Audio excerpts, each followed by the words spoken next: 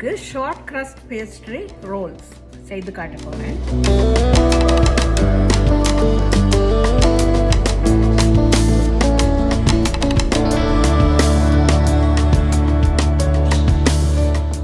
பேசிக் vegetarian filling எப்படி செய்கிறேன்னு பார்ப்போம்.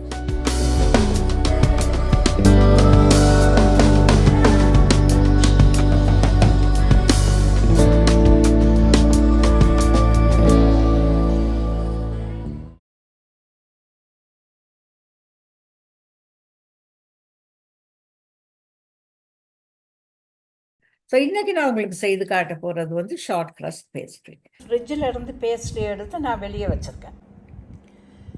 ஸோ சரி பாதியாக நான் வெட்டியிருக்கேன் பாருங்கள். இப்போ இதை பிசைய வேண்டிய அவசியமே இல்லை. பாருங்கள், சும்மா அப்படியே இதை வந்து அப்படியே ஸ்ப்ரெட் பண்ணணும், அவ்வளோதான். ஒரு ரெக்டாங்குலர் ஷேப்புக்கு இதை கொண்டு வாங்க முதல்ல. அதுக்கப்புறம் மெதுவாக ரோலிங் பின்னால் ரோல் பண்ணணும்.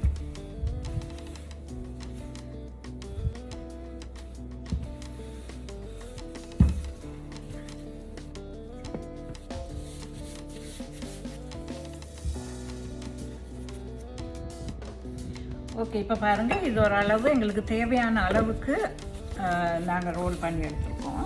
ஸோ இதை வெட்டுறதுக்கு முதல் என்ன செய்யுங்க, இந்த எட்ஜஸ் எல்லாத்தையும் கொஞ்சம் நீட்டாக கட் பண்ணி உங்களுக்கு ஈஸியாக இருக்கும்.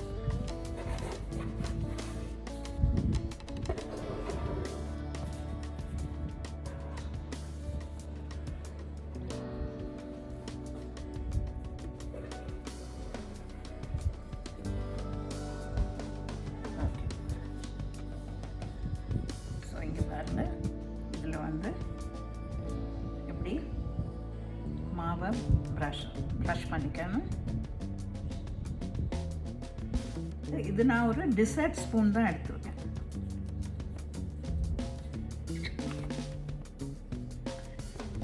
ஸோ இதை வந்து இப்படியே நீங்கள் மடிக்கணும். இந்த மாதிரி மடிக்கணும். மடிச்சுட்டு இந்த ரெண்டு பக்கத்தை, இந்த ரெண்டு சைஸ் வந்து ப்ரெஸ் பண்ணணும். அதுக்கப்புறம் இதை இன்னொரு தடவை இந்த சைடுக்கு மடிக்கணும்.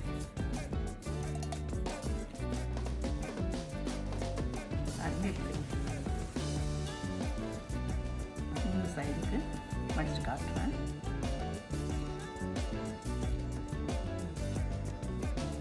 அப்புறம் இதை இன்னொரு தடவை இப்படி திருப்பினா நல்ல நீட்டாக ஒரு ரோல் உங்களுக்கு கிடைக்கும்.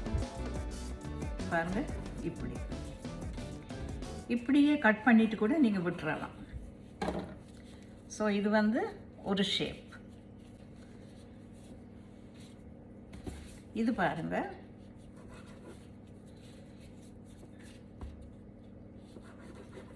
இந்த எட்ஜை கட் பண்ணி எடுத்துட்டு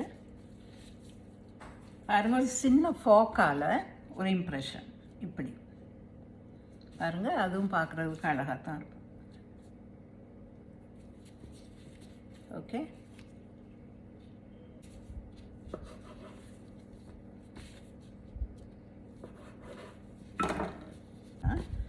இது வந்து கடைகளில் கிடைக்கும். உங்களுக்கு வந்து கிச்சன் யூட்டென்சில்ஸ் எல்லாம் இருக்கிற செக்ஷனில் போய் பாருங்கள், இது இருக்கும். பாருங்கள், இந்த மாதிரி ஒரு ஷேப்.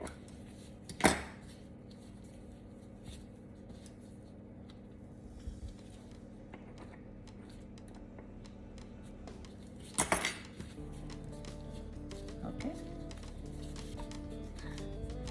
3 விதமாக நீங்கள் இதை செய்யலாம். இது மாதிரி ஒரு ட்ரே எந்த ஷேப்பாகவும் இருக்கலாம். நான் எப்போவுமே ட்ரே போடுறப்ப அநேகமாக ஃபாயில் போடுவேன். ஏன்னா இப்போ க்ளீனிங் வந்து ரொம்ப ஈஸியாக இருக்கும். அதில் வந்து கொஞ்சம் நீங்கள் இப்படி ஆயில் ஸ்ப்ரே பண்ணிக்கலாம்.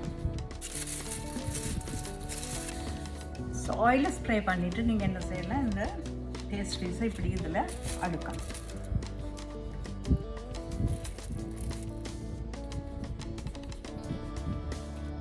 உங்களுக்கு இஷ்டம்னா நீங்கள் பொரிக்கலாம், பொரித்து சாப்பிடலாம், இப்படியே பொரிக்கலாம்.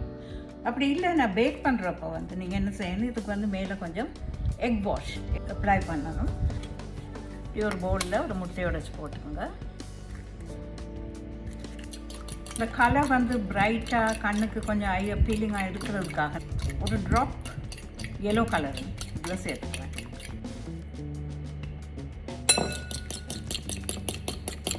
ஸோ அது ஒரு பிரைட்னஸ் கொடுக்கும்.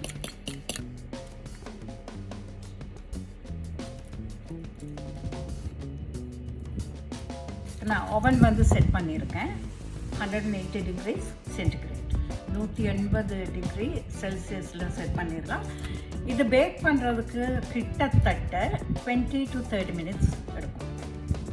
இது ஒரு 30 மினிட்ஸ் இப்போ பேக் ஆகியிருக்கு. பாருங்கள், இந்த கலரை பாருங்கள், ரொம்ப அப்டைசிங்காக இருக்குது. இந்த கலர் தான் நான் எதிர்பார்த்தேன். பேஸ்ட்ரி வந்து நல்லா வேகணும். ஸோ அதுக்கேற்ற மாதிரி தான் ஹீட் இருக்கணும்.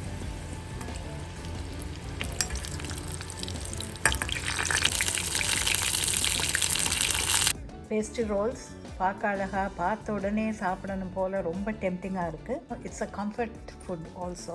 ட்ரை பண்ணி பாருங்கள் எல்லோரும். இது ரொம்ப easy. You will like it. So எல்லோரும் ஷார்ட் க்ரஸ்ட் பேஸ்ட்ரி எப்படி செய்கிறேன்னு பார்த்தீங்க. ஷார்ட் க்ரஸ்ட் பேஸ்ட்ரியிலேருந்து ஷார்ட் க்ரஸ்ட் பேஸ்ட்ரி ரோல்ஸ் எப்படி செய்கிறதுன்னு பார்த்தீங்க. ஸோ இது வந்து உண்மையாக ரொம்ப சுவையான ஒரு உணவுப் பொருள், ஒரு ஸ்நாக். கொஞ்சம் வேலை அதிகம் இதுக்கு. ஸோ இந்த தடவை நான் உங்களுக்கு ஒரு வெஜிடேரியன் ஃபில்லிங் வச்சு அது செய்து காட்டியிருக்கேன். ஸோ நீங்கள் உங்களுக்கு விரும்பிய ஃபில்லிங் நீங்கள் அதில் போடலாம். இப்போ ஃபிஷ் போடலாம், அப்படி இல்லைன்னா மீட்டோ சிக்கனோ எது வேணாலும் நீங்கள் போடலாம். டியூனா ரொம்ப நல்லா இருக்கும். அதாவது கேனில் வர்ற டியூனா உபயோகப்படுத்தி நீங்கள் மிக்சர் செய்தீங்கன்னா அது ரொம்ப சுவையாகவே இருக்கும். ஸோ எல்லாரும் இதை தயவு செய்து ட்ரை பண்ணி பாருங்கள். நிச்சயமாக இது நீங்கள் ட்ரை பண்ணுவீங்கன்னு எனக்கு தெரியும். ட்ரை பண்ணிட்டு எல்லாரும் இது எப்படி வந்தது, உங்களுக்கு அது பிடிச்சிருக்கான்றதை வந்து தயவு செய்து கமெண்ட் செக்ஷனில் சொல்லுங்கள். மீண்டும் நாங்கள் சந்திப்போம். இதே போல் ஒரு அருமையான ரெசிபியோட, அருமையான உணவு பதார்த்தத்தோடு உங்களை நான் என்ன சமையலோ நிகழ்ச்சியில் சந்திக்கிறேன். அதுவரை மிக்க நன்றி.